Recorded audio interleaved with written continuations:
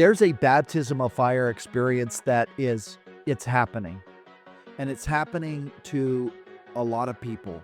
When that happens, it is just like your whole body is almost like convulsing with energy. I hear what you're saying. It's frustrating, and I'm like, when are we gonna actually do what we're supposed to freaking do? I'm waiting. I'm waiting for messengers to come and give me further instruction. Tell me what to do. All this amazing stuff is going to happen. And at the end, I'm not going to be able to get through this. Welcome into another Key of David podcast, and this is a Key of David Lance podcast. Of course, I'm joined by Trevor the Key Keys, David the Lion Douglas, and Lance Lancelot Weaver, and we got a lot of stuff to talk about today. There are some things going on. Trevor's smiling at that one. He liked that one. I made Trevor smile. Hey, listen, it's early in the morning, and if you can't tell, Trevor, it's a little early. So we're happy to have Trevor on here. He has been burning at both ends. And by the way, that's not what you think it is. So don't judge. Okay, that's not. It's chocolate milk, right, Trev? Chocolate milk. That's right. Call it what you will. But he is awake and he is with us and he has joined us. So Lance, there is some stuff going on. I don't even know what we're talking about today specifically. I don't know if I missed it on the thread, but I kind of like coming into a podcast not knowing anything at all. So let's jump into it, Lance. What do you got for us? What is going on out there in the world? Yeah, I mean, this is great because I don't know either, right? So, I mean, I had planned on talking about the Book of Mormon, right? And it's been a while since we've kind of talked about the Book of Mormon model, and I've been kind of like torn away on other things lately. But I have so many things when it comes to the Book of Mormon. Like it's just like the Book of Mormon archaeology model is so awesome, and there's so many absolutely perfect things in there that I mean, it's just true, right? I wanted to talk about that, but this morning, right after going to bed at like 1 a.m., I woke up at 5:30 a.m. With like just the strongest like impressions, just like a full-on download of information, and I tell you, like the last 2 hours, it's been rough. I've been getting just like anyway. I've been having trouble not Well, just tell us bawling my eyes out. what's going on. You've been crying.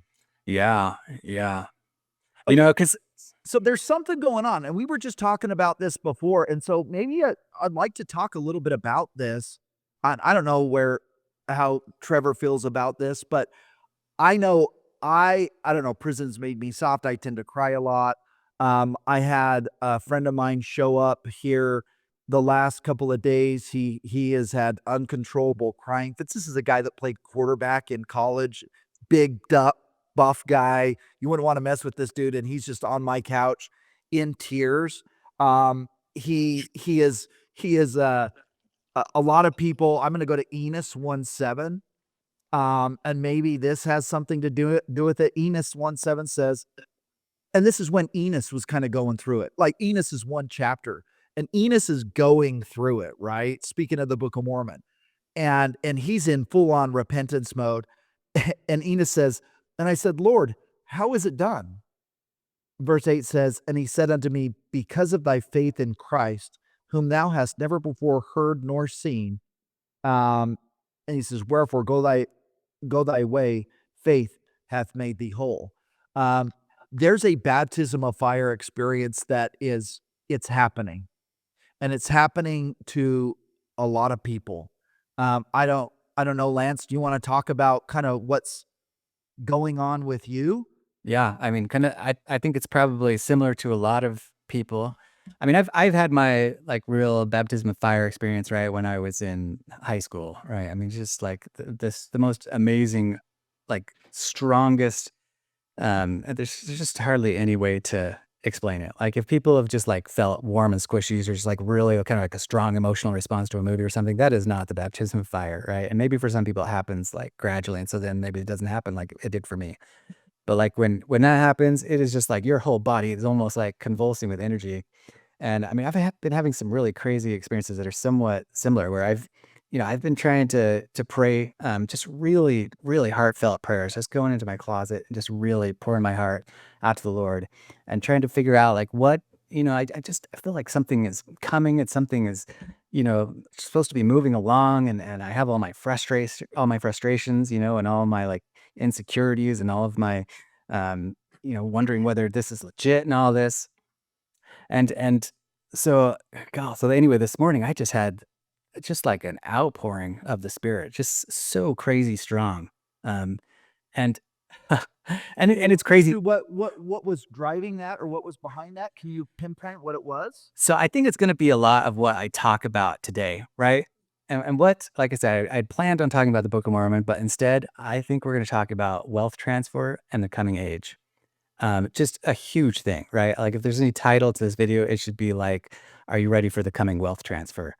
And people need to know like this changing of the guard that happens, right? If you read my Times of the Gentiles article on my website, I'm gathered in one. I have a lot of different sections that show like these different ages, right? And Daniel 9, his revelation kind of shows that these are like 490-year ages, 500-year ages, essentially, right? And they fit within a 2,000-year age. So we had the time of Israel that lasted from Abraham to Christ, right? And it was broken into 500-year ages, right? 490-year periods. And then you had the time of the Gentiles, which is 2,000 years from the time of Christ to right now, and it's broken into these 490-year ages. And so at the end of each of these cycles, these times and seasons, right, there's like this changing of the guard where definitely the larger cycle, it switched from the church being the Church of Israel. Israel was the host or the olive tree, they were the church. And then the gospel is taken from them and given to the Gentiles for 2,000 years, right? We talked about that in our last apostasy theme.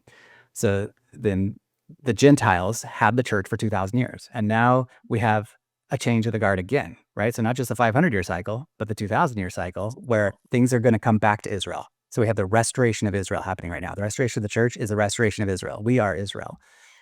And God, these impressions that came to me this morning are just so strong. It was so crazy. It's almost like, and I don't know if anyone's had this experience where you have kind of almost like this Garden of the Gethsemane type experience where you feel like you are feeling the feelings of your people, right? And like feeling the frustrations. And God, this is, even as I start to talk about it, I have to just like tiptoe around this or else I'm gonna start bawling. No, go ahead. Go ahead and let it go, man. This is a place we need to let it go. So we need to lean into this. Us men need to lean into this. But I mean, I saw in my mind Israel, right? And how frustrated Israel was. Like from the time of Moses, they were supposed to be God's chosen people. And yet it just felt like since David, it had just been beaten down and captive and slaves. And I felt that like in my own life too. Like I just feel like beat down and demoralized and like I'm a slave and like and it's like I know that I'm chosen to something huge, but why am I not doing it? And why am I so worthless and weak and not being able to do what I feel God has like elected me to do? He said, do this, and I'm trying to do it, and I just fail, and it's like no matter what I do, it doesn't feel good enough. And I just feel defeated. You know what I mean? And so then thinking that that's what Israel felt too, and it's like Christ in the garden, he felt everybody's, and sometimes I think as I was feeling this, I'm feeling it for Israel and I'm feeling it for our church, right? Mormon church, Our LDS people. church, Our our people. people. Exactly. It's like, God, did you give us this amazing information? Like, are you there? Like, what are we supposed to do with this? And how come we're not flourishing? And I'll tell you, I was just like hit. It was like a ton of bricks, just like floored me. I mean, literally, Yeah. just No, lying on the floor. I'm with you. I read my patriarchal blessing and I'm like, hey, we got to gather Israel. We got to prepare Zion. Like, instead, I'm spending all day trying to figure out this business stuff or this thing or that thing. And I'm like, this has nothing to do with what I'm down here to do. And so I hear what you're saying. It's frustrating. And I'm like, when are we gonna actually do what we're supposed to freaking do? Like, when is this gonna happen? I'm waiting. I'm waiting for messengers to come and I'm ready. Give me further instruction. Tell me what to do. I'm doing the best job I can. So I hear what you're saying. It's like I can feel it. It's like I can't control it, and then I got to go and operate in freaking Babylon. The- uh, I mean, you're exactly there, man. I mean, you were right there in my heart as I was feeling this. Like as I was on the floor, like you were right there. Like seriously, it's like Shane's in my mind as God is like being like, first of all, he told me, hey, you know what? Go and watch The Chosen and watch the scene where Peter walks on water. And I went and did that. After first, I've had this song in my head like all week. It's been crazy, almost for 2-3 weeks. Like Natalie Merchant, the "These Are the Days" song, and there's these lines in the end that I've never actually read the words, and so I had no idea what they said. Right, and it's just talking about how like these are the days to remember, and that all this amazing stuff is going to happen, and at the end, God, I'm not gonna be able to get through this. Um, these words that I knew that like God was trying to speak to me. And I'm like, well, what the heck I should look up what those words say because I know God's trying to speak to me through the song because holy cow, it's hit me so hard. And there's 2 lines at the very end. And it says basically, see the signs and know their meaning. And in the end, Yeah. hear the words and know they're speaking to you.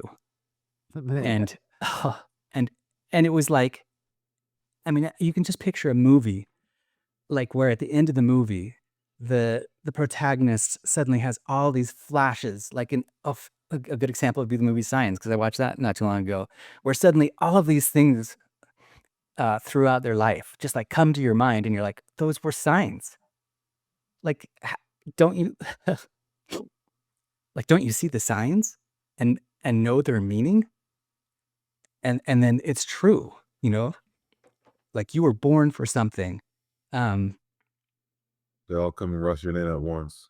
yeah, and like I say, my patriarchal blessing is so specific, and I always just felt like, oh golly, you know, I just feel like a failure. I'm supposed to be doing something, but then that instruction to go and watch The Chosen and be like, you know what, like Peter, he's feeling the same way. He's feeling so frustrated. He's like, God, why are you blessing the Gentiles? Why are you blessing all these people who are not even your people? Like, what on earth? Like, I'm right here in front of you. Why aren't you blessing your people? And it's like, well, his people, first of all, rejected him. He came to his people and they rejected him. But Peter and the 12, they were there. They didn't reject him. They were right there. And he's like, look, I've chosen you.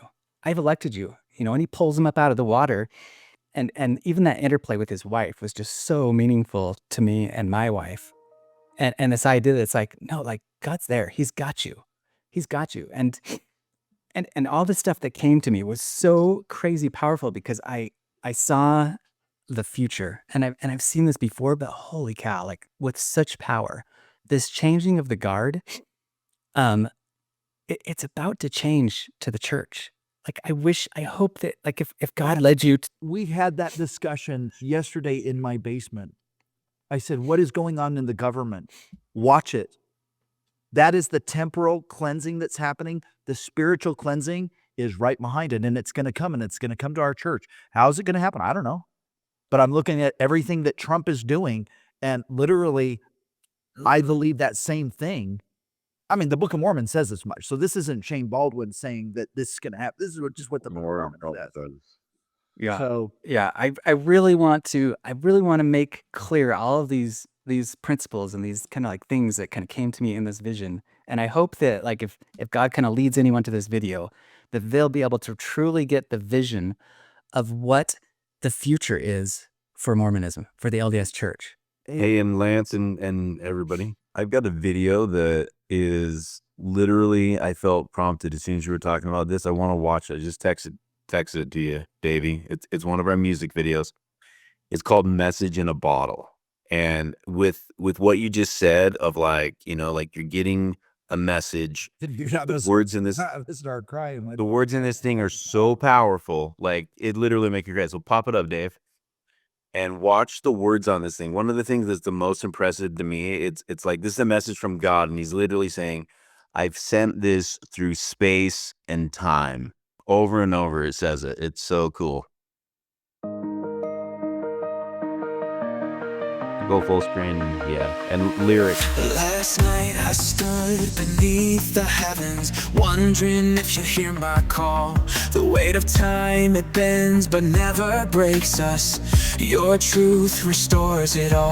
Last night I felt the promise growing, a love that heals, a light that stays. Did Trevor write these lyrics? The sequel in heart still hoping, bringing back the brighter days. Since the world fell apart, you've written hope into my heart. Through all the shadows, tears and scars, you've shown me who you are. This is my message in the bottle, sent across the sky. It holds the story of the love that brings the broken back to life. This is my message in the bottle. It travels space and time, proclaiming all things will be restored, forever yours and mine. Oh, oh, oh, a light to guide the way. Oh, oh, restoring what was taken away.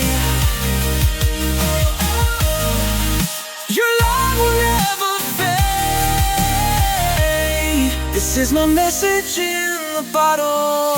Last night I walked the path forgotten, searching for the truth you've shown. The world feels heavy, but hope's not forsaken. With you I'm never alone. Each step retraced becomes redemption, each wound a part of something whole. Your love transforms the lost intentions, it's the anchor of my soul. Since the world fell apart, you've written hope into my heart. Through all the shadows, tears and scars, you've shown me who you are. This is my message in the bottle, sent across the sky. It holds the story of the love that brings the broken back to life. This is my message in the bottle. It travels space and time, proclaiming all things will be restored, forever yours and mine. The world will know, the truth will shine, every piece restored in time. The heavens sing, the earth will bow. Your kingdom's here, it's rising now. This is my message in the bottle, sent across the sky. It holds the story of the love that brings the broken back to life. This is my message in the bottle. It travels space and time, proclaiming all things will be restored, forever yours and mine. Oh, oh, oh, a light to guide the way. Yeah. That's We pretty go- deep. We wrote that song because I'm just like, I know we go to the temple and I know we see like Adam when he gets cast out, and I don't think we put enough weight on when he's just at the altar. He's not just saying, "Hey, hear the words of my mouth." What he's saying is like, "Where are you? Like, what do you want me to do? Like, I don't even know my freaking name. I don't know what you want me to do. I don't even know why I'm offering sacrifice. Like, can you send somebody? Yeah. Like, I'm out here on an island, and like, I've been there. I'm still there. I get there. I think I know, okay, I got this. And then it's like, oh my gosh, like when are we gonna do what we're supposed to do? Because I know I didn't just come here to work a job, play golf, retire at 65, and die. I know that's not what I signed up for. Yeah, I think that a lot of us, like me for sure, right? And I've felt it since my mission that it's like this is not our parents' generation. Like I think a lot of our parents, the previous couple generations, they came here and they knew that like they were coming at the end of the Great Wars, you know, and their job was just kind of to make money and to make this people like great and have money. Like that was kind of their job, and they did it. They did a good job with it. True. And then to manage the chaos that is the four of us, right? Yeah. Like us kind of guys born in the 70s and 80s. Like their job is like, okay, your job, go make a lot of money because these guys are going to be all over the place. Yeah. And make sure you keep them in line. Teach them these principles, like be very strict, because these guys that are coming, they're a little bit crazy, but they're the ones that are going to like Be the But they bringers and the restorers. and they have a job. Like the big thing is because they knew that was their job. They felt like that's what they had. Maybe lots of them felt like the second coming was going to come, but it's like they felt like their job was kind of like to live in this time of like plenty and safety and accumulate, right? But like I think that me and a lot of us, we know that like toward the end of our life, and I always knew it'd be like kind of later in my life, that like things were going to go down, that we weren't going to live in a peaceful time. We were going to live in a crazy time, right? And we've had a great time so far, and I still feel like we have another decade at least of like good times. But I I like think Lance's time. That sounds better than mine. like we are due for the fourth turning, right? Google that if you don't know what it is. We are due for an entire upsetting of the economic system and the power system in the world. And this is going to be enormous. And so these parts of this vision that I want to really get out are huge, and they're for our people. Like they're for the Mormons, they're for the LDS people, they're for all of us that have this money. And this is like the kind of the takeaway. Like we are about to leave Egypt, right? Like Egypt is here, America is here, and it is about to fall. The 10 plagues are about to descend on America. And we're seeing the very beginnings of it with this crazy back and forth with the political system, right?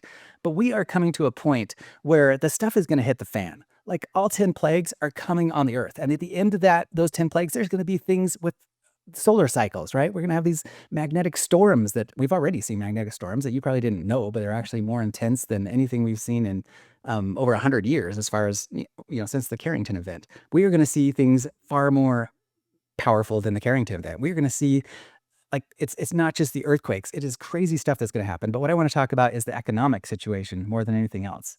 Let me try and adjust my camera. As you're doing that, as you're pulling that up, oh, that's a good zoom we got on Lancer. The message in the bottle thing to me was pretty profound, because I feel like a lot of times we're having people on our show like Mike Rigby or Boyd, and they're talking about like angels and people visiting to them. But it's not always how God works, and it's definitely not how he usually sends messages, And if I was God, I would have so many communication methods that I'm just sending to my kids, just like thousands upon thousands of them. And it's really cool when you get one of those. And I know all of us here at one point or another, just in the last week or so, have had something that we definitely was like, yeah, that's undeniably a message in a bottle, so to speak. Yeah, that's awesome. Well, let me go through. I'm going to share my screen here. Maybe we'll show it here so that I can share a couple things. I want to start with a couple little messages as precursors for what is so important with this thing. Like, and what I was trying to get at too, as far as us leaving Egypt, right? When the saints left Egypt, like they gathered all of the like gold and silver and the offerings that Egypt gave them on the way out, right? And that was a type of things to come, and that is about to come. Like that was the wealth transfer. Like the wealth of Egypt was transferred to Israel as they left, right? And anyone who went with the Israelites like was saved from the collapse that ensued in Egypt. And that is what's about to happen in America, right? So, and the Book of Catherine is kind of the key to that. So I want just to start with that. And like just people knowing that we're about to have kind of an economic collapse sometime within the next decade and a half. Like that knowledge alone is so powerful. And it's something that I hope that everyone this needs to be within the Mormon psyche. Like we need to know that we are about to have America's economic system is about to essentially fall, right? It's going to be reorganized in the same way what happened in World War II, right? Where we had this kind of complete transfer of wealth from Europe to America, right? Before World War II, America was this rising power, but it was not the economic powerhouse of the world, right? It didn't rule. Europe did, right? And with World War II, and after it, when they came, really between World War I and World War II, when they had these kind of financial meetings, and they basically decided on the dollar being the global reserve currency. They set up the system that right now is what has made America the global reserve currency, right? Well, that is about to shift, right? We're about to have kind of another one of those Bretton Woods, meetings essentially, where the economic situation in the world really changes. And so like every Mormon needs to understand that, needs to study that history, needs to know that it's coming, and then needs to financially prepare for it. And I think that God is kind of sweeping the people in general. And at the center of that idea is crypto, right? And seems like a crazy thing to talk about, but I think that it's actually really, really important for people to understand what crypto is, what it's preparing for, and how it actually is integrated into the kingdom of God. Like, and it's kind of crazy, like, especially when it comes to XRP, you'll notice there's a lot of people online that are having like wild prophecies. I'm gonna start with one of them really quick, where you're actually having these kind of like Christian prophets, like Kim Clement, who have for some reason prophecies about cryptocurrency. Like, of all things, why would they have a prophecy about that, right? Let's listen to this one really quick because I want to then build off of that one, and then maybe we'll go back to the Book of Catherine here. But if you And came up as we're pulling this up, didn't Kim Clement die in 2016? yeah. Okay, so you're going to this video, which we've seen before, and it shows him talking about a financial instrument, and I think he knows 2 of the 3 symbols in it, right? Yep. Oh, and I guess I need to share really quick because I have to share the actual tab, or else it's not going to. And while you're pulling this up, the interesting thing about XRP is it caught on relatively quick, and the federal government got nervous about it because it put in vulnerability their SWIFT system. And for people who don't know what their SWIFT system is, it's the banking system that does all electronic transfers through the dollar. Okay, so anything that's traded, even if you're trading in like like British pounds or whatever, anything that goes through that is based off of oil, and any of the currencies and trading has to be settled through dollars. So it would go through the SWIFT system, settle in dollars into the British pound. And the reason why this is really important and sounds boring, but the U.S. can block people. They can do blockades like we do with Iran, with Cuba, with Russia, and they can say, you can't trade with Russia in dollars. And it really puts a financial block to this. Well, Ripple has this technology that allows the same thing that the SWIFT does, but in a matter of seconds. You can transfer large amounts of monies through banks. And so the government came in, the U.S. government, and put a huge lawsuit, the SEC did, against Ripple, and it crushed their cryptocurrency, and it made it flat for 2 or 3 years or so. And this fall, finally, I think it was in November, they settled that lawsuit. They're free and clear, and this thing's ready to rip. Hey, Lance, push either T or F. Just let the screen's a little bigger when you play this. You want me to full screen it? Yeah, that'd be great. Yeah. And I'm not saying this to advocate XRP, as like a cross-border payment system, it being the future, even though maybe we'll talk about that. But I just want to really hit on the idea, because we're going to talk about this in a second, as far as what the utility case of crypto is and why it really is kind of sweeping the world, and why I really hope that, and it's very volatile. Let's play it, and then we get to talk about the pros and cons. And then the other one is the tree, the oak tree, which is a symbol which people have been researching, not yet. I remember the Book of Catherine talks about America as an oak tree, right? So he's actually saying the same stuff that we find in the Book of Catherine I'm going to talk about. But something starting with an X and it has a P in it is a very profound something that's going to be always interesting. I can't say the whole thing because I don't know it, but I had a dream and I saw an X, and I think there may have been a number and there's something else, and then P. Now, I'm only giving you what I prophetically hear. Otherwise, I could be accused of representing a company, which, of course, they could take me to court on that, but I'm not going to, that's what I'm hearing. And most people know I hear things by the. I mean, that's crazy because he gave this like before that company was even a company, right? For Ripple, like I think 2 years before Ripple really went public with their plans and stuff. Okay, but I don't want to talk about that per se. What I want to do is help people understand how crypto fits into the prophetic framework, right? And why so many people are so, like if you remember when Apple first came out and iPhones and stuff, it was almost cultish. Like there were people who were so like crazy about it. And why were they crazy about it? Because something in them, they really felt that there was something to this. And now we look and like that was right after the iPod had come around, right? There was no reason to really be that fanatical about Apple. But in hindsight, we see that the iPhone revolutionized the world. Right? It completely revolutionized the world. And if you got in on that and bought like some Apple stock and were one of those kind of fanatical people at the front, like you were richly rewarded because you saw something that was going to revolutionize the world. Well, I'm telling you that crypto is about to revolutionize the world. okay, in a way that we've never seen, and in multiple ways, and in lots of ways that you have never even guessed, right? And I'm trying to give this in a way that I would give it to my neighbor or to my stepdad, people who just think crypto is something that's crazy and that you should stay away from it. And yes, it is volatile, and I want to talk about the pros and the cons, but I think that more than anything, I want to help people understand how this might be the key to helping us escape Babylon, to helping us to maintain the amount of wealth and power, which is only to do good, right? We do not want to just get rich for the sake of riches. That's retarded. We only want to keep our riches so that we can do good in the world, right? And hopefully that's the entire consensus of Mormonism in general. Our wealth is for one reason, right? Not for ourselves, not to buy a fancy car, to build a big house. Our wealth is for one reason. That's to bless the world. Okay. And I'm going to play a prophetic thing in a second here that even talks more about that. But crypto is the tool to give that, because what is coming and what the book of Revelation makes pretty clear, right? And we kind of see it happening, is this aggregation of power and wealth into the hands of a very few in the world, right?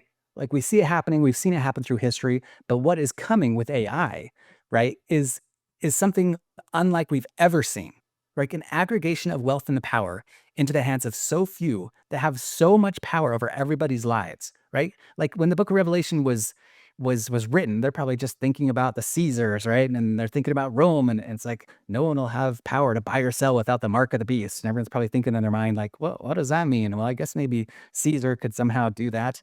But it's like that is very real. Like the end times things where everyone will have, like, all currency will become digital. That is an inevitability. It's happening already, right? Maybe there'll still be fiat currency floating around, but the majority of wealth has become already digital, will be digital.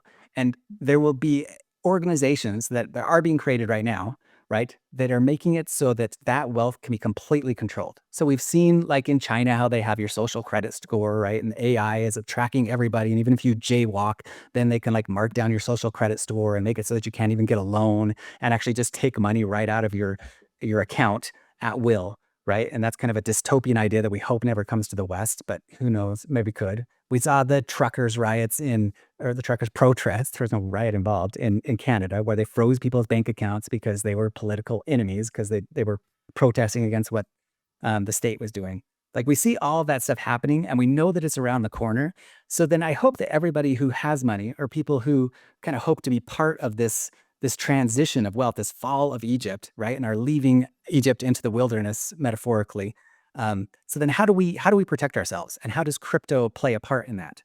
And what it is really the inventors of Bitcoin, Satoshi, whoever he was, but the people who first adopted it, what they saw was decentralized finance, right? So what made them have kind of the same Apple-like fanaticism where they become Bitcoin fanatics was that they believed in the power of a decentralized financial system, right? So that if there was some kind of aggregation of power where they had control of all of the money, we could have a network of computers just running in our houses that would be able to give us the chance to barter and to use some kind of a money system without their permission, right?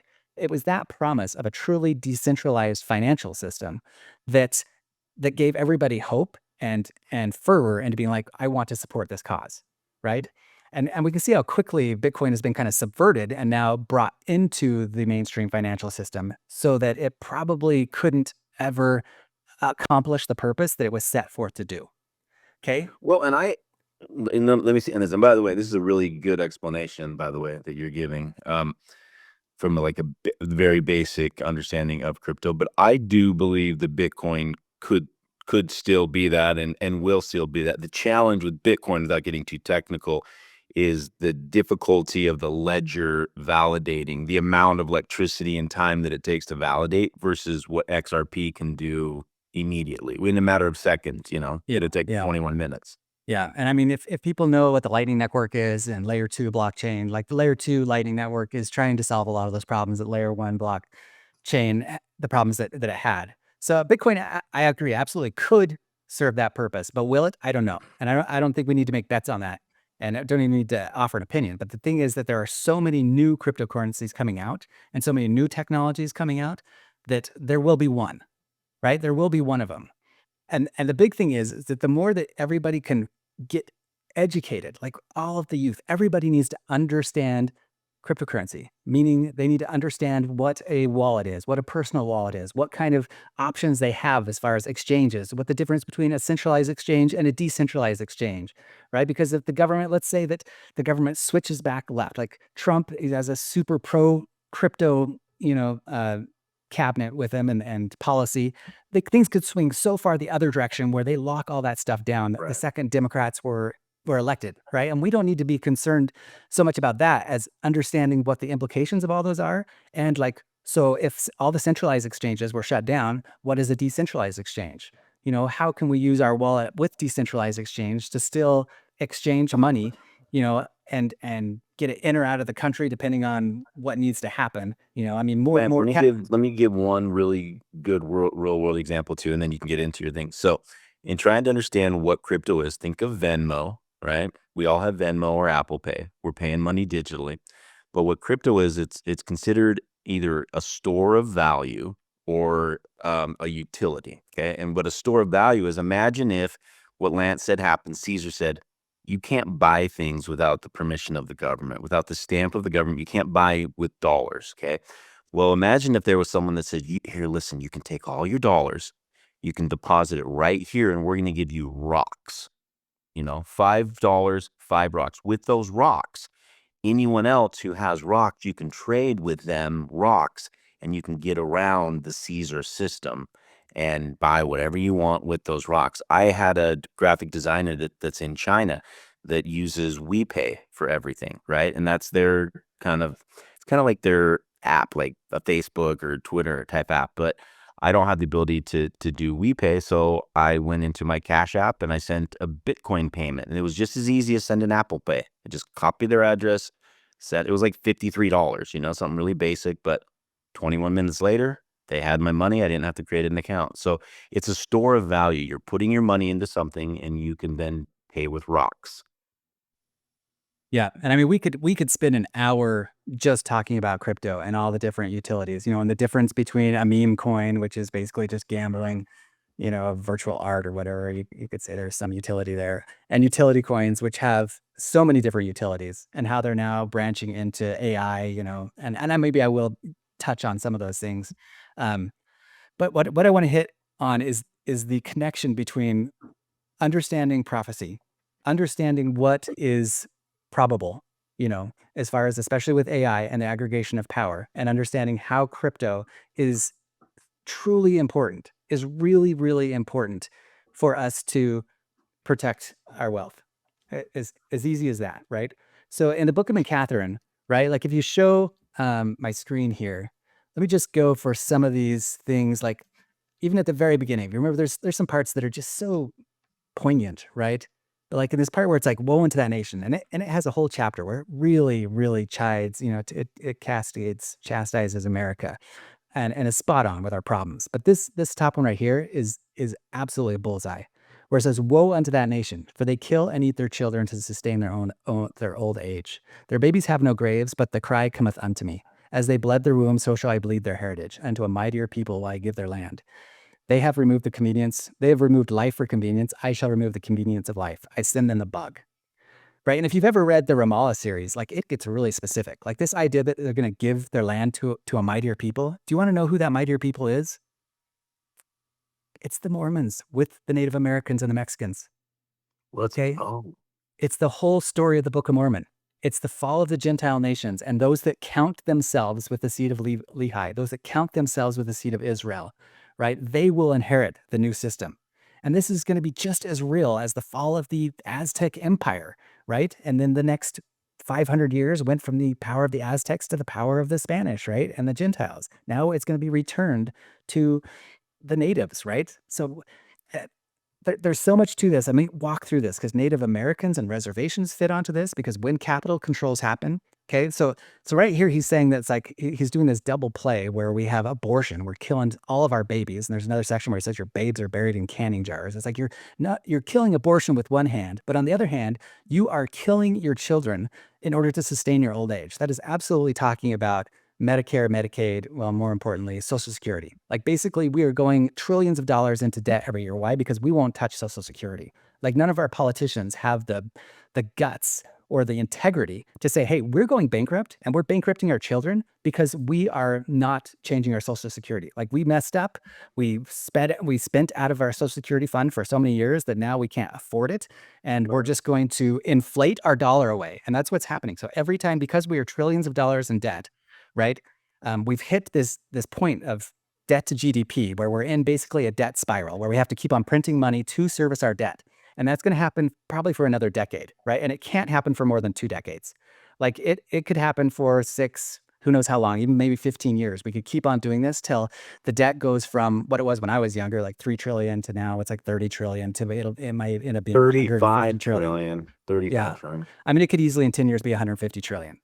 Okay, it will be mind-blowing numbers. And what that does, and man, I hope people understand this and watch this a couple times and watch other videos. They really understand how important this is. When they print that money, it devalues the currency, right? So the dollar buys less. So just since COVID, like, everything doubled in price. That means if you had $50,000 in your savings account, it's now $25,000 because all the cost of housing and food and eggs and everything went up twice. Your money got cut in half. Well, that's just going to keep on happening. So that in 10 or 15 years, the money is going to be worth maybe a fifth of what it is now. So you have $100,000 in the bank. Well, great. Now you have $20,000 in the bank. Okay, because everything just 5x'd in price. The only way that you can keep that from happening, right? And this is going to cause this massive division between the wealthy and the poor, right? The poor will just get poorer. The only way that you can be part of the group that it doesn't hurt is if your money is not in cash, but it's in assets, right? And crypto is kind of like basically a way that you can put like, that's what Bitcoin's whole idea was. It's because it has a limited supply. If we can buy some kind of asset that has a limited supply, right, and that doesn't grow with that inflationary rate, it, just like gold, it will keep its value. And so this is so important. Like, this is like for all Mormonism. I know this seems unimportant, but it's so important. Everybody needs to have their extra money in assets. And that's easier than ever to do. And it's going to become even easier, and something that's like been in my heart very strongly. So right now you can just go get a Robinhood account, right? And you can get Robinhood and stick your money in some kind of really safe stock. You know, like go and look at what stocks fluctuate really highly with the economy and which ones are really stable, like Walmart. Right? It's hard to get a more stable stock than Walmart. Just put your money into something safe, but it's got to be something that keeps up with the rate of inflation. Right? You've got to educate yourself to find out what assets. You know, real estate usually keeps up with the rate of inflation, but right now real estate's really expensive. Crypto is designed, basically Bitcoin was designed to keep up with the rate of inflation. You've got to put your extra money in something that will keep up with inflation. Lance, let me give a good little advice here, not financial advice, but Shane and I's dads both were VPs at Merrill Lynch, worked there for 37 years.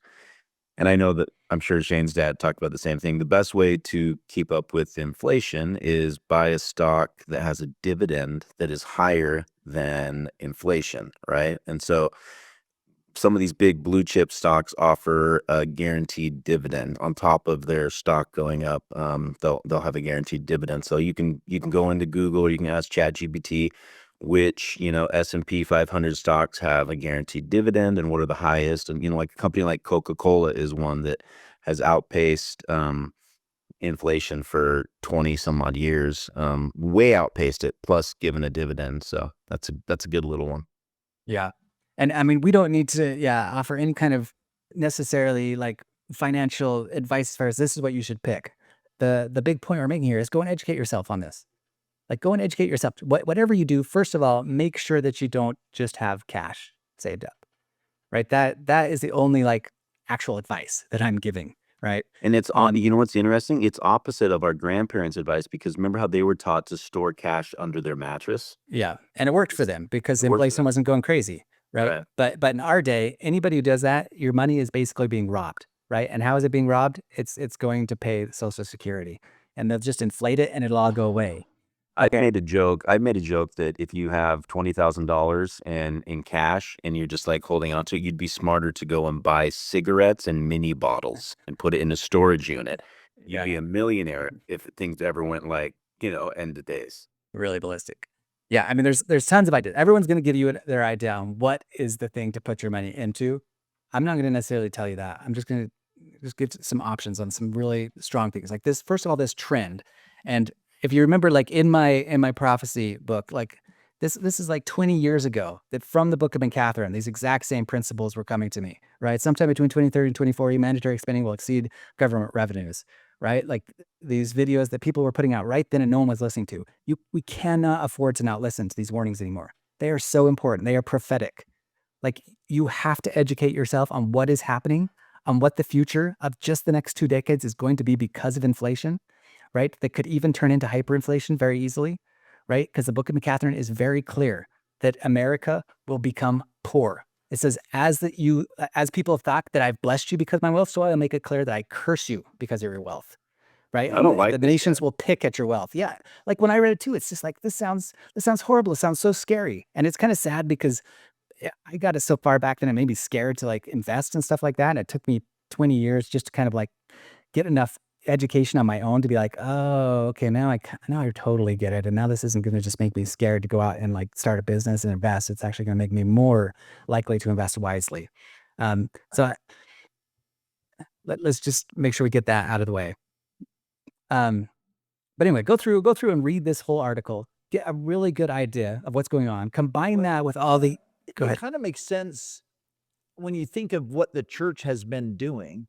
Like if this is true, they have been acquiring land and almost like Joseph of Egypt type of stuff that they've been doing. Absolutely, Joseph of Egypt type stuff. And 7 years of they're reserve. preparing. And if we do experience a serious tribulation, I could see the church being one of the most prepared organizations on planet Earth, and that could be a very useful tool to share the restored gospel. Yeah, and I mean, how many people have like been bashing on the church because they have this massive wealth fund? You know, Totally, and that's what tells me the church is exactly on the right path. Because if I were Satan, I'd use that move too. I'm just like, come on, Satan, you're better than that. You're a better chess player than that. well, Right. and they can't win because if they're poor, people will be like, look, they're poor because they're not chosen of God. And if they're rich, people will be like, look, they're of the devil because they have lots of money. Like there's no winning. But okay, my advice here, this is not like, I'm not financially advising you. I'm not your financial advisor. You should go get a financial advisor who can tell you exactly to do what to do with your wealth. But my advice is learn about it, study it. Like if you are not completely keyed in on what is going on with the inflationary period that we're in, where it is bound to end, right? In an inflation that is so rigid that it completely erodes everybody's wealth, and how to mitigate that, right? You've got to start studying. You've got to start studying now. Right? I'll You've got give to start studying now. I'll give some financial advice. If you have a financial advisor that tells you you shouldn't be looking at crypto, it's the same as going to a doctor that says you should get all the vaccines. Yeah. Yeah. And I'm telling you that, Get a new doctor. yeah, because they don't understand it, right? So, and just like we're going to hit this a couple times throughout here. Okay. There's different types of crypto. There's things like meme coins. Yeah. That's just like a casino, right? But there are utility coins that basically what's happened with crypto. And let me just give a really quick synopsis that I think most people haven't heard it this way, but this is absolutely what it is. Okay. So right now, the financial systems in America have made it incredibly difficult to invest in companies. You have to be a very big company in order to get an IPO, right? If you want to go public so that the public can share in your wealth by offering out securities, you have to have a company that's worth like $1 billion or something like that. It is very difficult for small companies to collateralize their company and sell securities, right? So what crypto did is they're like, well, what if instead of selling a security, we just come up with something that we call a currency? So we're going to have a coin, and we're going to say that that coin represents our company. And since it's a currency, it's not a security, right? This isn't actually a stock. Then we don't have to go through all of those hoops of actually registering with the SEC and doing an IPO the typical way that takes so much money. And so they basically circumvented the system, and that's why they were getting in trouble by the SEC for so long, because they really were kind of doing a workaround, right? By offering coins or currencies instead of securities. And so, but what that did in the crypto market is it now makes it so that we can invest in all these little startup companies, especially when it comes to IER startups, while they're tiny. Like we can actually be like second or third round investors. Because in the old in the olden days, when the SEC had this stuff so bottled down, you had your first and your second, your third round investors, right? And they're the ones who got like the 10x returns from the growth of a company.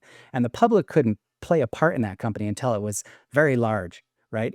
And so crypto is kind of like given this little bit of workaround where lots of people are able to invest in companies while they're tiny. So then they can get those 100x returns that used to be only available to the first and second round investors, right? If that makes sense. So that is a part of what's going on. Another part really is the replacement of Visa and MasterCard and all credit card companies. Like those companies, they gather 1% to 3% on every transaction. They make an incredible amount of money, right? And banks own a lot of that same type of system where they're earning all of these returns on just the use of money, on the use of a card. And so by using crypto wallets, right, or security wallets, they're actually circumventing that whole system and making it so that we can send money with far cheaper fees, right? And then that money can be made by the holders of the crypto or the wallet or the exchange, right? So if these are things that don't make sense to you, once again, I invite you to study them. There's so many articles. I really hope that the Mormon people in general, that all of us LDS members will understand how absolutely important this is. And why do we understand it? Why are we going to understand it better than other people? Right? Because this is our story. Like this is Joseph preparing Israel to leave Egypt. Like that's what is about to happen with this huge tuning of the economic system. I'm getting a bunch of feedback in my microphone, so let me know if I need to turn this thing down. Sounds good to me. Okay, so let's move on and talk about a couple other things really quick. One other thing to point out that's just a little technical is there's an argument inside of the government right now is cryptocurrency a security or a commodity? And that's why there's been these lawsuits that have never been settled. There's all these lawsuits that are out there, the SEC suing someone saying that's a security, and the CFTC is not suing as much because if it's a commodity, then there's a lot less regulations. And so there's still this debate, and I think Trump's going to come in and rally Congress to get behind. And if this happens, this will be the biggest transfer of wealth ever, where it's free of lawsuits. It's going to run up. And we talked about it on a prior podcast that Trump has said that BTC, Bitcoin, Solana, XRP, and USDC, those four things they're going to create a strategic crypto reserve, which means America, with our tax money, instead of buying bonds, we're going to buy these cryptos, which means but each time the U.S. government buys it, imagine the biggest money in the world buys it, it's then going to increase the value. So keep your eyes on that.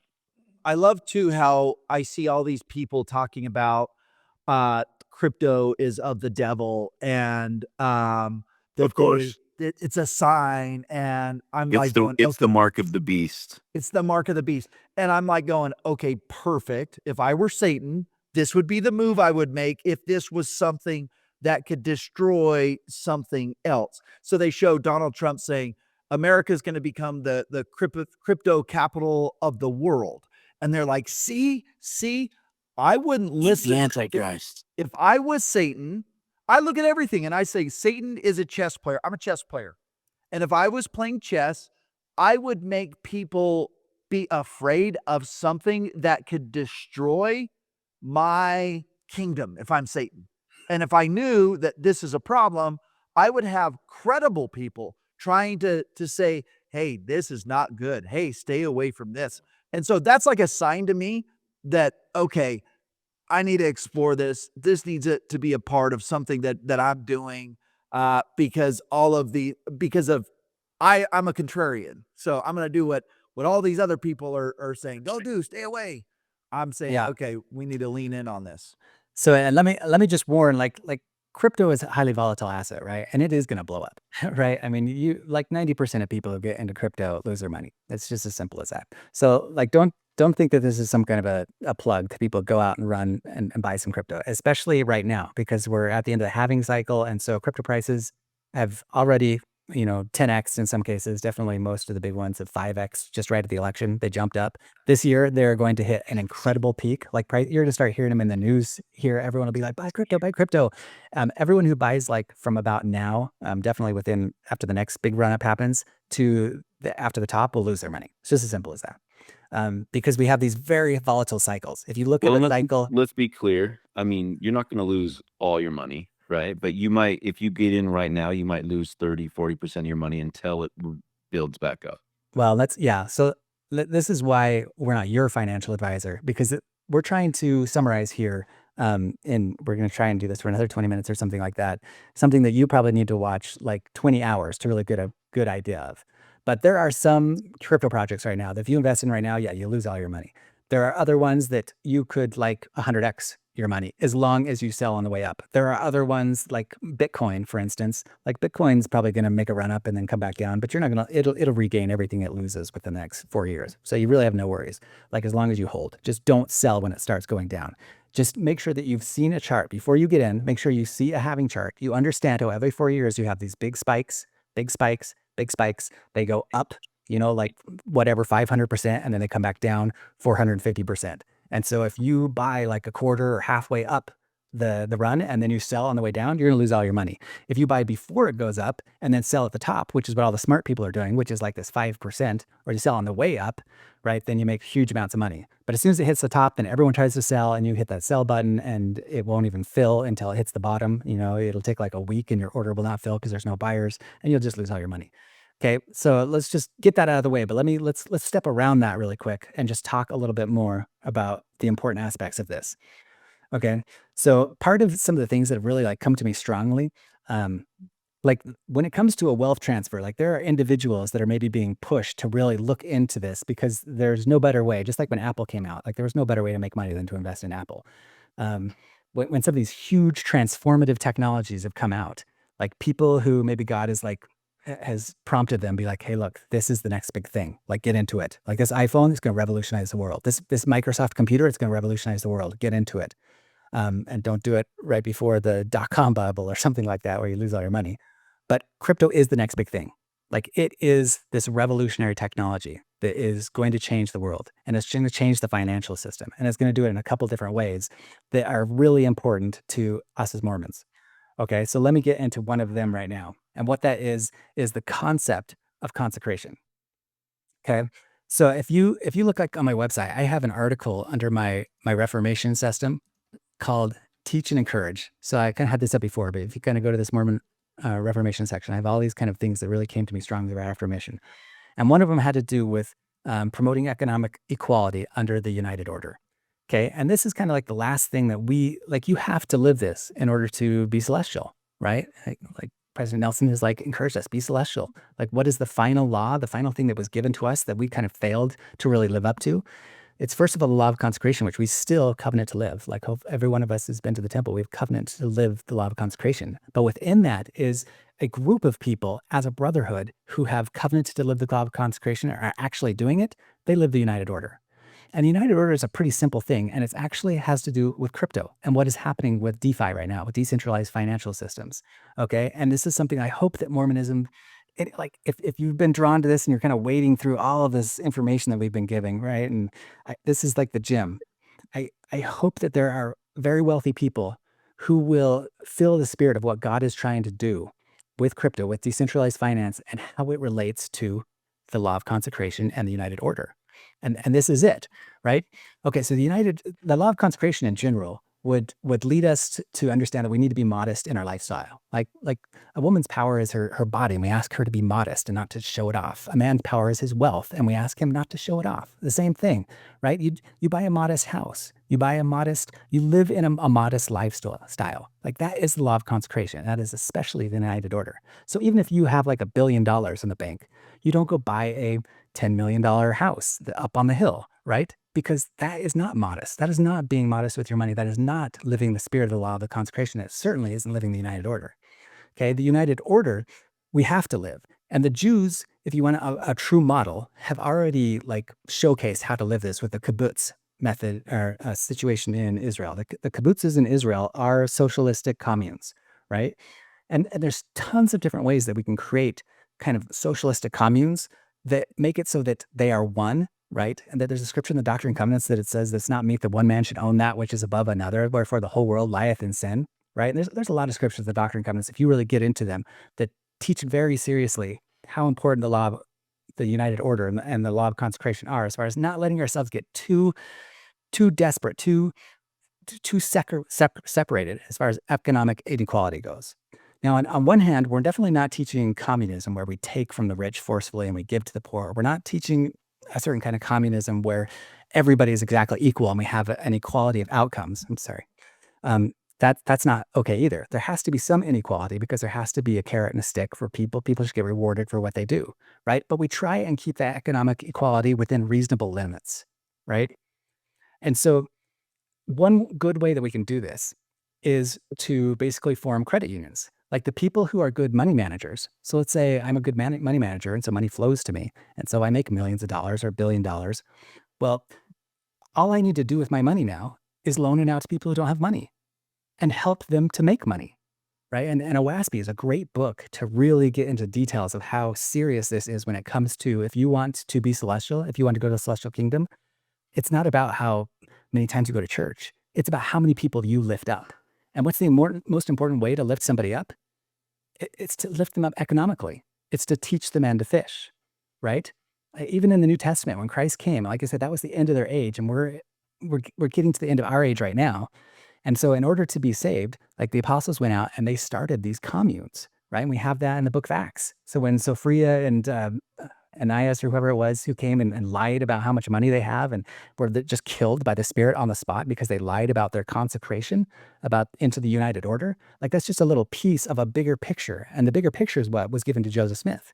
It was the system of the United Order where you have to create these little socialistic communes, right, that are still run off of capitalism and free enterprise, but they are indeed socialistic communes. And in order to be part of the commune, you gave all of your money, and the money managers, people who were good with money, they managed that money. Like they were the bank, essentially, right? And they loaned out the money according to who needed it, and they made sure that there were no poor among them. And they weren't all completely equal, but they were close to it, right? So this is what we have to live as Mormons. Like this is what was revealed to Joseph Smith. It was what was revealed to the early apostles. It's in the New Testament, and we have all the details. We're the only church that has all the details. We're going to get a lot more of this once the economy collapses. When this collapse that I'm talking about happens, people will be forced to, like in the same way that the Great Depression, like forced the government to create all these huge cooperatives, right? And because there was no money, there's no money to lend. Like we're going to have to learn these principles.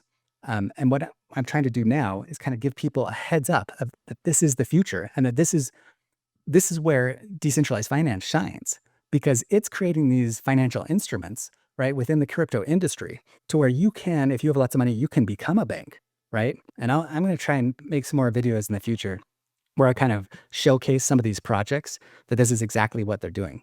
Like how we can have people who have lots of money that can collateralize their assets and collateralize whatever money they have or securities or treasuries or whatever they have, and then use those to help give out loans in a decentralized financial way.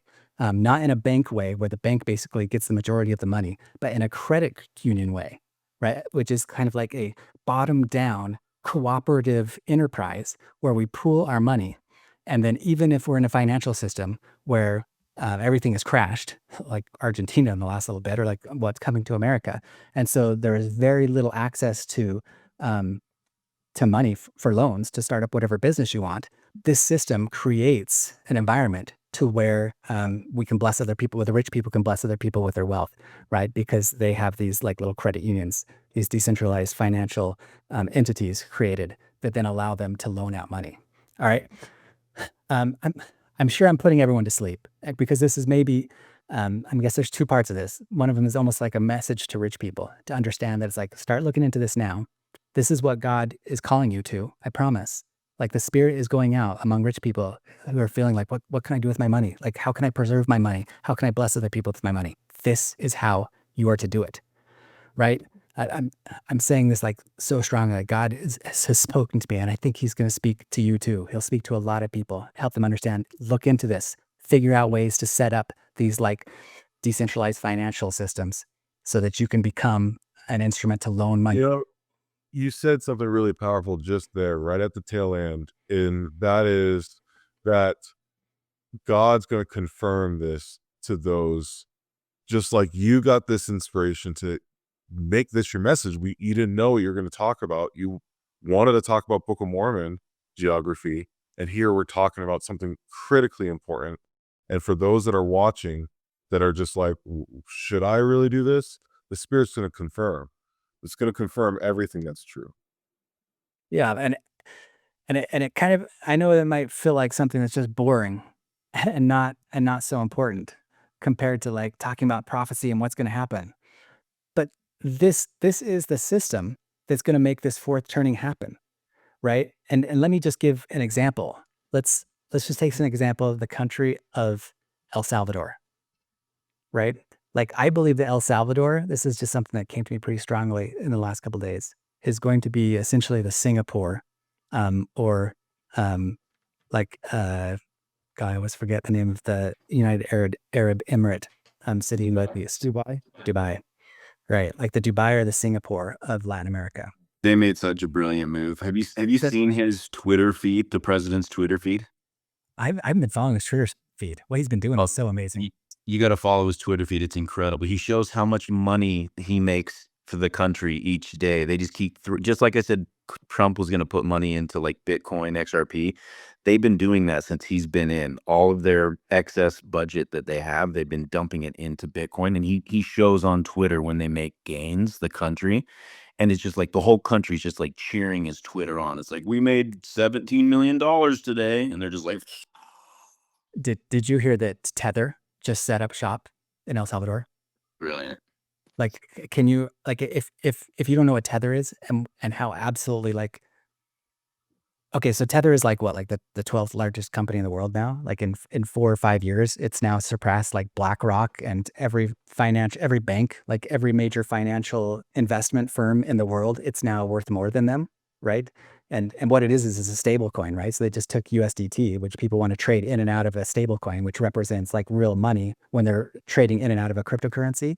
And so they set up this stable coin. There were other ones, but theirs are like, all right, well, we'll just back it by cash. But they realized pretty quickly, it's like, oh yeah, that is not smart. We don't want to back it by cash. You can't even get a bank to hold that much money. So what do we back it by? We'll back it by US treasuries. And so now they have like, God, I can't remember what it is, like $100 billion in treasuries. So they've been like one of the number one buyers of US treasuries, like buying more than most countries usually do. And so now you have this entity that is like holding so many treasuries that like, and I'm sure that they will get attacked by the next, it's crazy that like you can just see God in all of this. Like, holy cow. Okay, first let me tell you a story and then I'm going to go on and tell you more about Tether and how it fits. So I saw a video on the El Salvadoran president. And when he took office, like he in this video was talking about how it's like they really like he was just really a good person. He's like, he loves his country. How can I turn my country around? And when he got elected, he and his cabinet basically just committed to praying. Like they prayed, like before every major decision and every, they just, I think he even talks about kneeling down, like as a cabinet and praying to God and saying like, how can we turn this country around? Like we've got one of the highest murder rates in the world. We've got one of the highest poverty rates in Latin America. Like we are a horrible, fallen, completely failed state. How can we turn this country around? And they turned to God. Right. And I know if we do this personally, and this is what I've been trying to do personally, that God will do the same thing to us. Like if you get a group of people and you all just kneel and ask God, how can I be an instrument in your hands to bless people, to protect people, to help Mormonism, to help my church and my brotherhood become great. Like, so God answered them. I know he'll answer you, but what God said to them was like, buy Bitcoin. Like, first of all, they went and they locked up all the murderers. And so their murder rate in a single year went from like, after locking up like 40,000 people, they were some of the biggest prisons in the world, their murder rate went from one of the highest to one of the lowest in the entire world. The safest country in all of South America now for Yeah, crime rate. it is absolutely amazing. It's insane. And it had, do you think it has anything to do with the name El Salvador? I'm just saying. Oh, yeah, right. Like name your country the savior, and your country or your capital San Salvador, right? It Saint sounds savior. The prophecy where the 7 women asked the Lord to take away their reproach. It sounds like the beginning of that. I mean, it's pretty fantastic, and it's based on Shane. even older things because in my Book of Mormon archaeology, like El Salvador was settled by a group from Teotihuacan, right? So Teotihuacan is my Nephite heartland, right? Even though the Yeah. capital is south of there, Teotihuacan is part of the Nephite capital. They sent some kind of emissary, and they went down and founded something right near the city of El Salvador, and their language is like an Uto-Aztecan, like everything else is like a Mayan language, and you've got this little pocket of Uto-Aztecan language called Pepil, I think, right in the middle of all the others. And so like these Nephites went down with their Nephite language and founded this area in El Salvador. And now they are going to play a major part in the future of the world, right? And all because they got a leader who finally decided to bend the knee to God, to pray and say, how can I bless my people? How can I bless the world? So not only is there crime, like, Shane, sorry, I was just gonna say, Shane may not realize this because he doesn't speak Spanish, but I think there's actually something to the name now that you say it. The L part, I was like, you're stretching there. Do you know what El Salvador means? Please. Savior, the Savior. That's the name of the country. yeah, and the capital is San Salvador. The country, the country is the Savior, and the capital is Saint Savior, San Salvador, Ah, makes sense. right? And I mean, Well it's coded. for real. You see the science. So then back to Tether. So then not only did they decide, okay, we're going to create this like strategic reserve of Bitcoin, and it's made them like probably one of the most wealthy nations just in this short period of time, as far as because they're such a small nation. Now they've got Tether coming to set up shop in their country because Tether, like I said, that has grown to be this like massive financial instrument, right? They can't find a country to house them, and they're scared because they're so freaking rich. It's like, well, we need like a nation state to protect us. Like we can't do this. Like in the same way that you have in how come I just forgot the financial capital basically of Europe, Switzerland. City of London. City of London. Well, I mean, in a way, yes, London, but Switzerland, as far as where you've got most of the world's banks kind of parked in a way, right? Like he's kind of following the same model where they're going to create some banks so that now they have a nation state and an army and everything to protect the financial system. And this is in its earliest things, but like this seriously came to me so strongly that this, like he is going to turn that country around in a way that blowed everyone's mind. Safe to Yeah, like if you're a land, like go buy land in El Salvador, honestly. Like if you're into buying vacation rentals or something like that, their country has been like people are going to start investing in El Salvador, and that's a really good idea because they're doing what I hope that Mormonism is somehow doing behind the scenes too, right? And so who knows? Like with I suspect and I pray and I hope.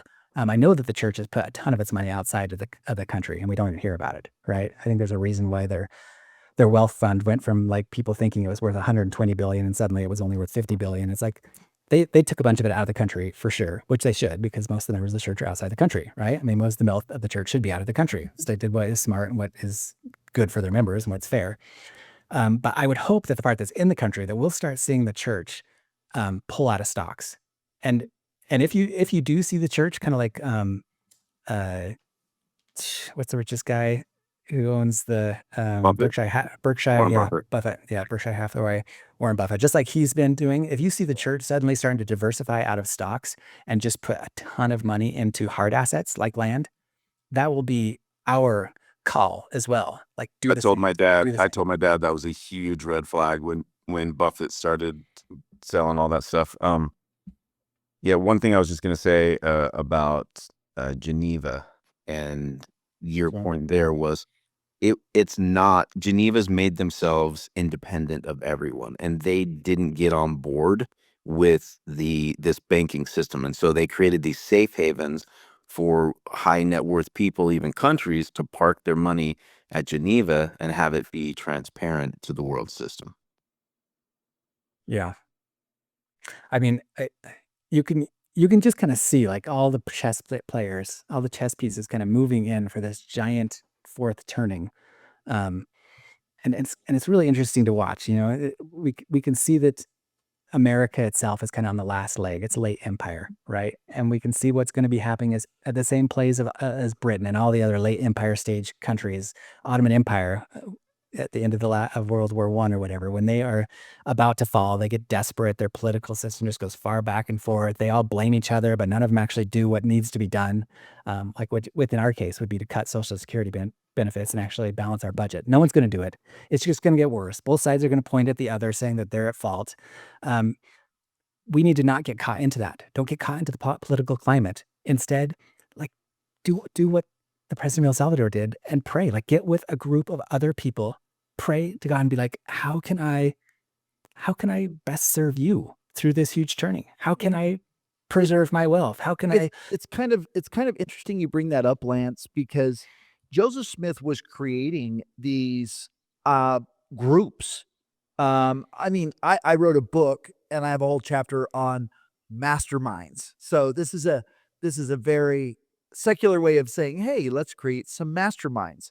But I mean, Joseph Smith created the Anointed Quorum. He created the School of Prophets. He had the 12. What do you think these guys were doing? They were getting in a room. They were kneeling down. They were praying to get guidance on what to do. And maybe on our own, we do that in our elders' quorum. We do that, but maybe on our own. I don't think we have to be commanded in all things, but maybe we should be looking to create our own spiritual mastermind, meeting together on our own time, talking about the things going on in the world and kneeling down and praying together as a group, because we know how important a group mind is. Yeah. I mean, it is the key to salvation.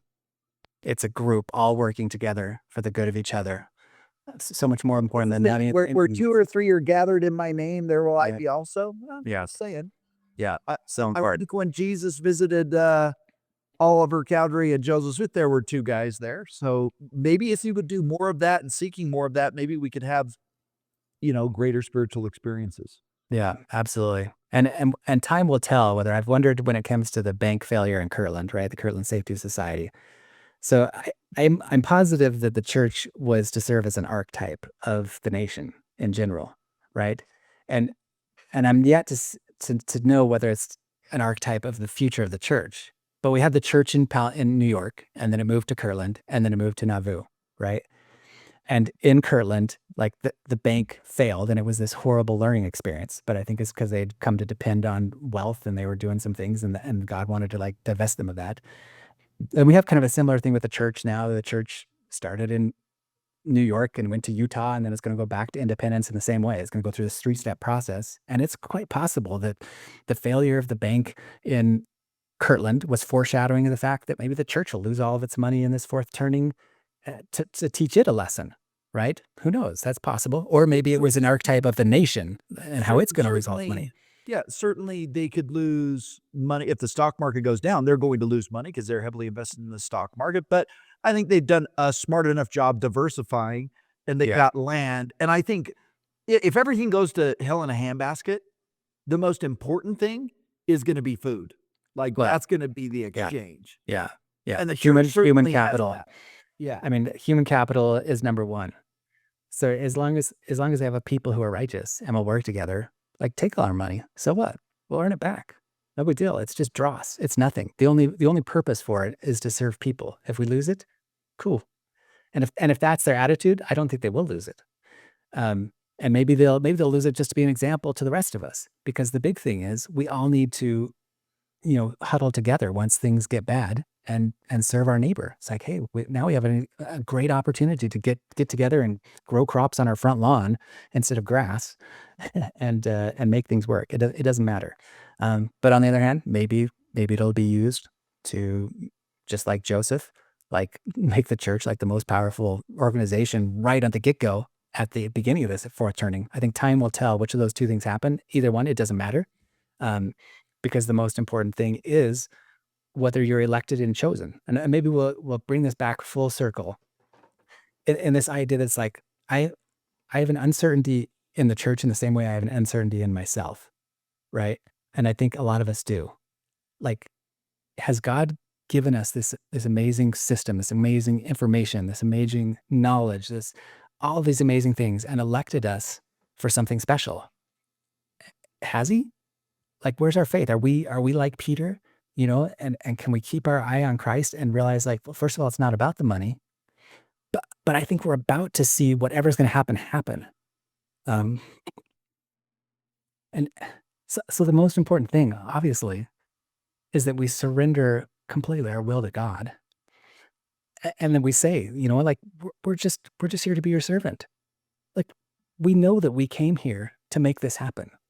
We know we came here to be like these last workers in the last kingdom, right? And to bring forth the new order. In the final vineyard, where's that at in the DNC? Is it DNC 61 where it talks about? Yeah, being the last. Anyways, yes, the vineyard, like we're that is us.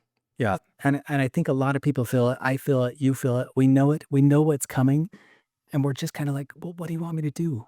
Like, what do you want me to, I still don't know entirely what I'm supposed to do, but I see all the pieces. And like I said, I see how crypto is involved in it. I see how these decentralized financial systems are involved in it. I see how the coming crash is a part of it. And we just need to gather everybody together and come up with a plan, right? And then just wait and just like Peter on that water, like just trust that Jesus is going to lead us through it. Like that he really has elected us to do something amazing and special, to lead everybody through this huge change of the guard and this huge restoration of Israel. Man, I don't know. I can never even express half of what is in my heart. And there's just this vision of the future. I hope people can kind of get it for themselves, even though I can't express it. I've tried to write about it in my articles. But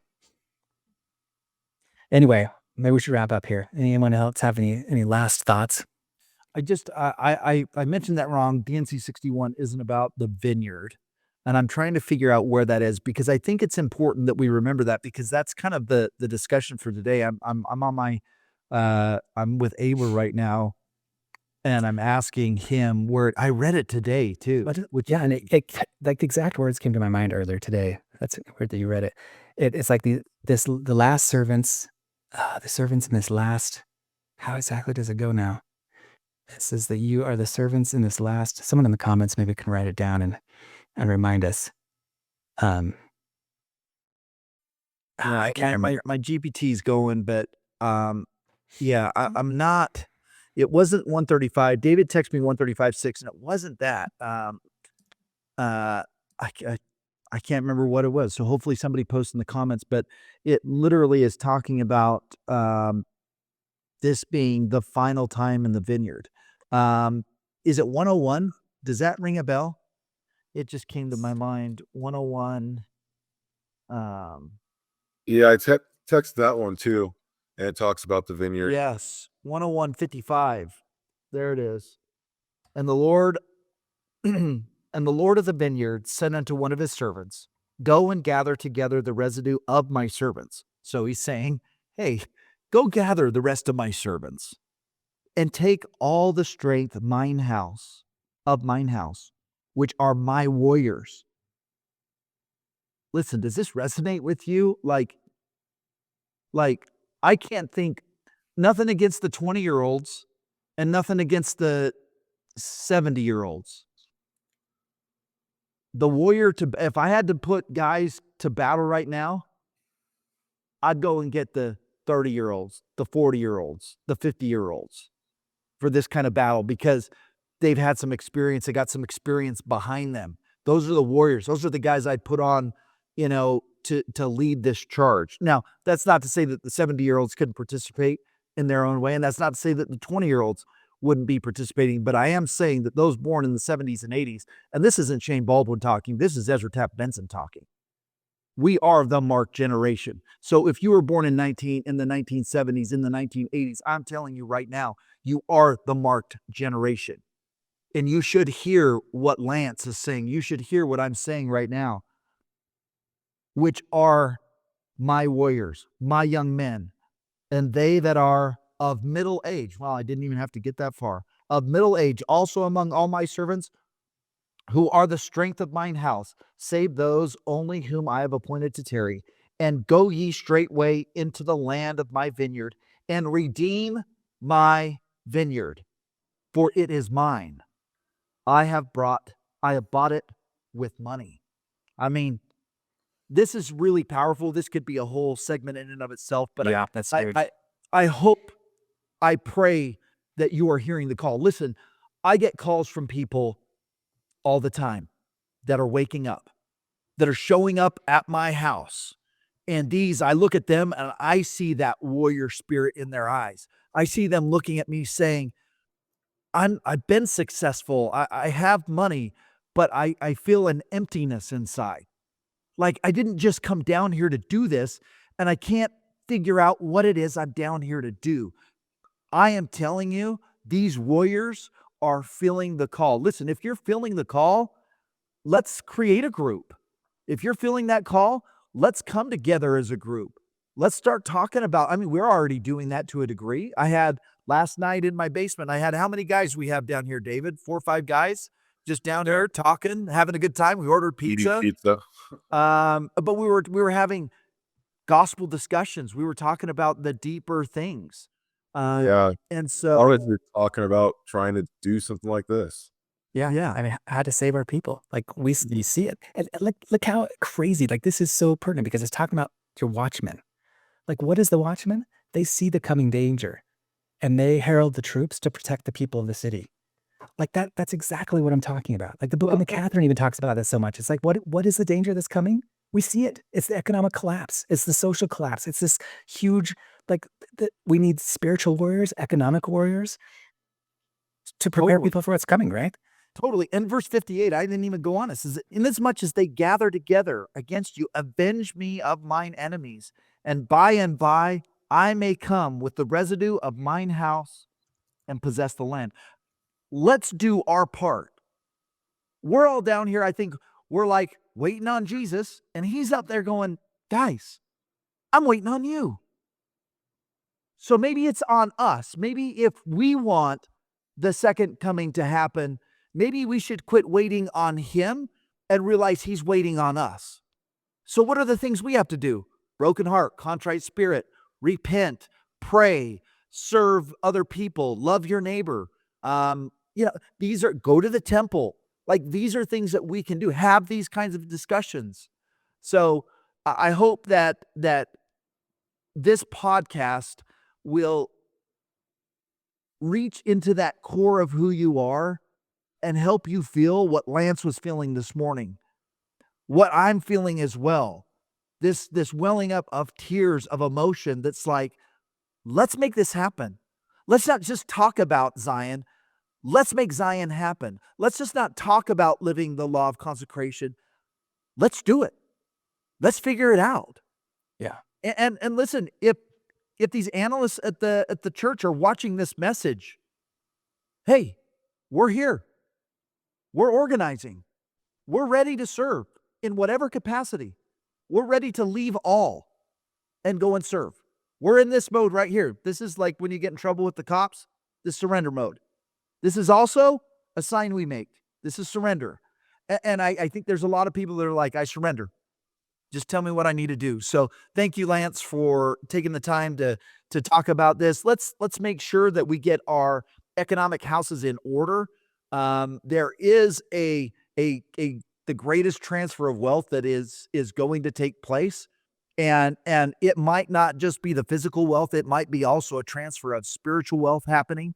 And so let's make sure that we're also in a spiritual place to receive that transfer.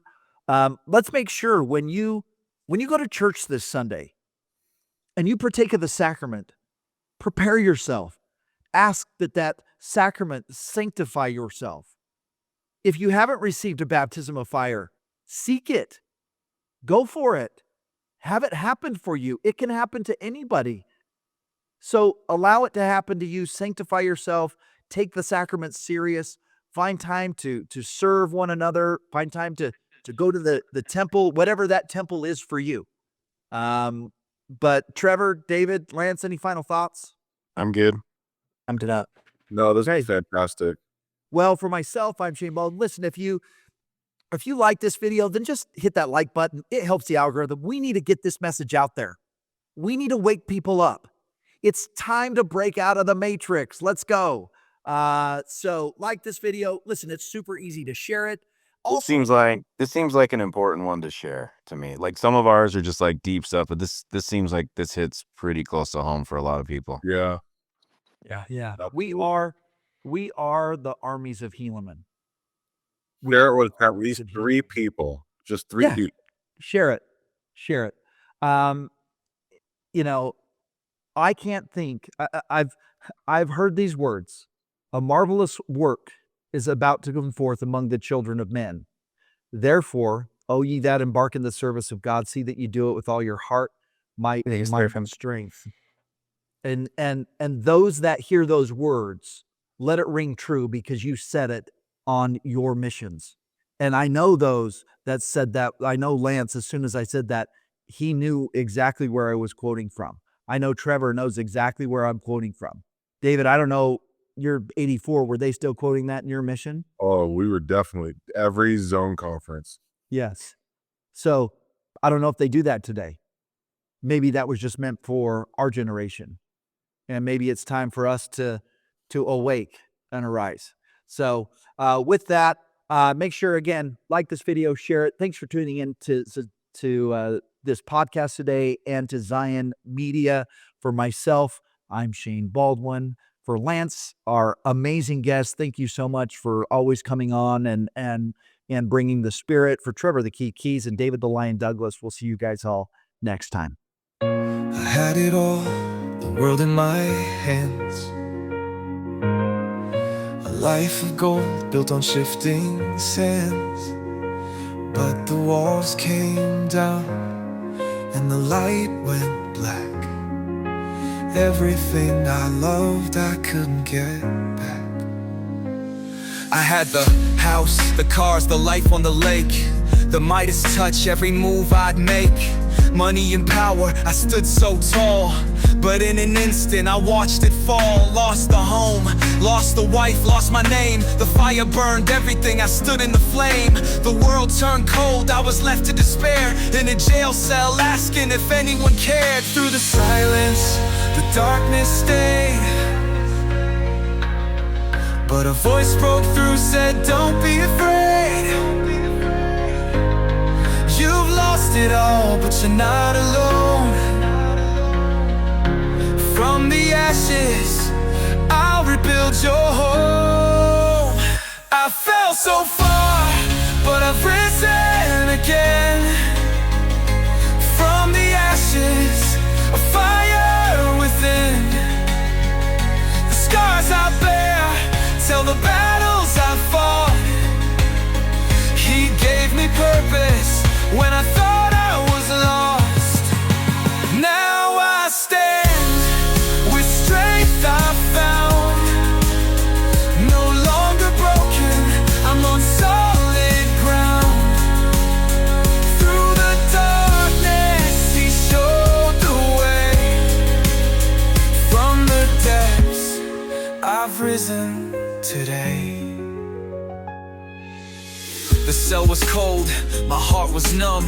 I asked myself, how did it come to this one? The weight of regret, the loss of it all. I couldn't see hope behind the walls, but in the quiet, His light broke through.